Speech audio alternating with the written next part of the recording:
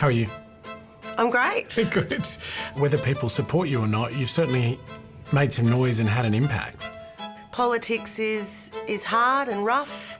But black politics are harder and rougher. And they celebrate women like myself. I do come out with what's on my mind, and it doesn't always come out right, or it doesn't always come out nice. As Pauline Hanson discovered last month during a colourful exchange in the Senate. Every other senator in this place that has been abused by her as well. So I don't believe her crocodile tears. I just want to put that on the record. What did you say to Pauline in the Senate?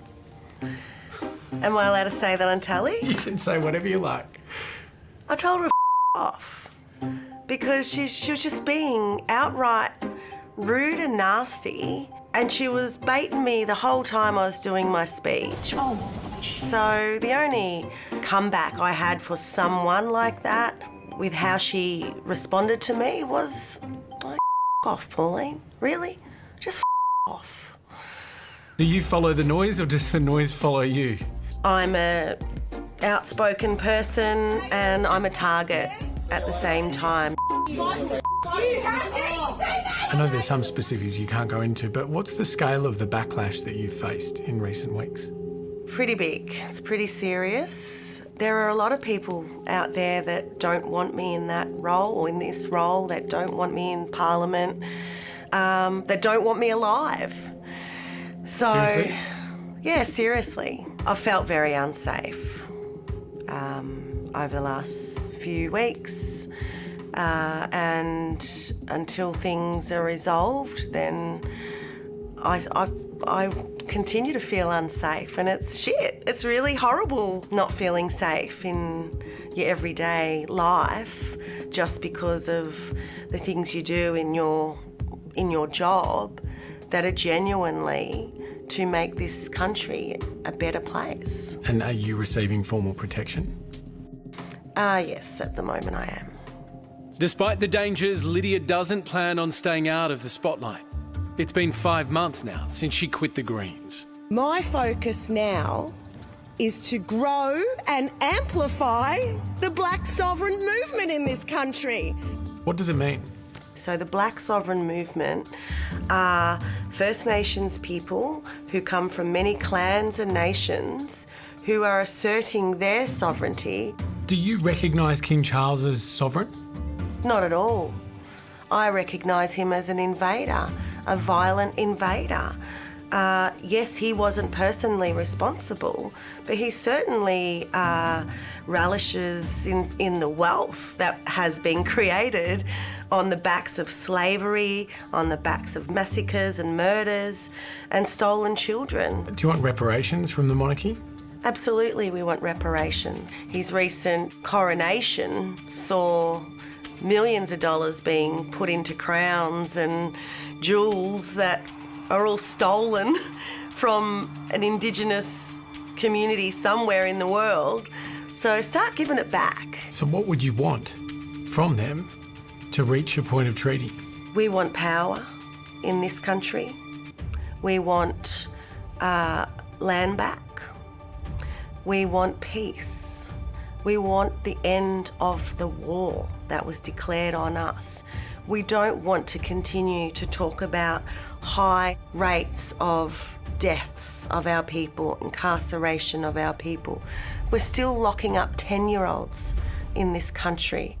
The Blak Sovereignty movement believes a voice to Parliament will be powerless to help First Nations people. I know a lot of people are saying, well, look, why don't we just let it go through because it's better than nothing.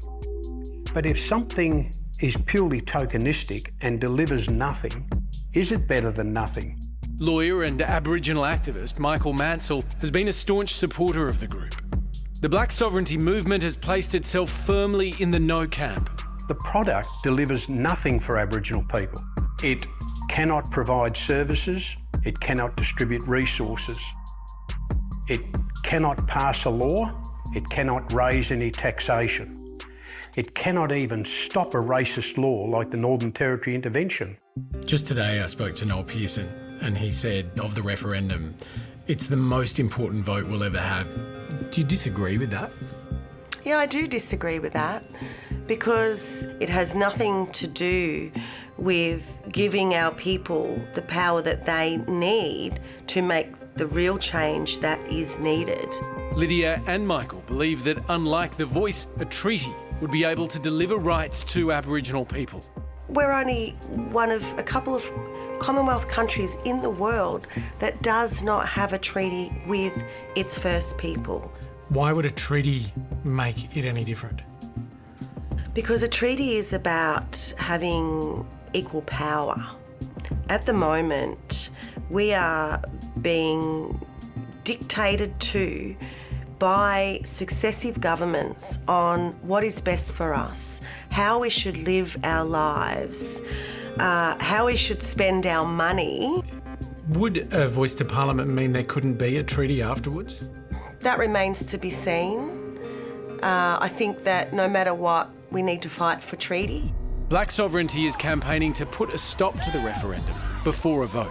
You may not put yourself in the same camp as the likes of Peter Dutton and Pauline Hanson, but by taking the position you are, you might be helping them, mightn't you?